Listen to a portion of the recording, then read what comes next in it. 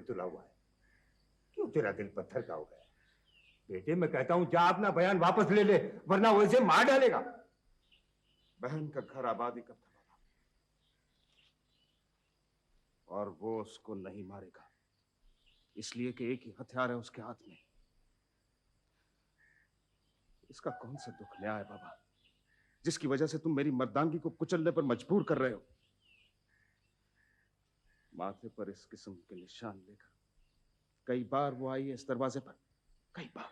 लेकिन इस बार बेटा, इस बार देख लेना, वो कुछ ना कुछ करेगा जरूर। तुझे मेरी कसम है सारंग, जा जाकर थाने में अपना बयान बदला बेटा, जा।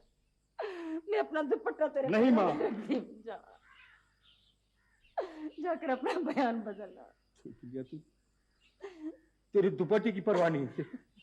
इसके सीने में दिल नहीं पत्थर भरे हुए, इसकी आंखों का पानी मर गया है। मैं कहता हूं सदोरी ये नहीं जाएगा, अपना बयान बदलने नहीं जाएगा। हाँ बाबा, मैं नहीं जाऊंगा, मैं अपना बयान नहीं बदलूंगा, कभी नहीं बदलूंगा।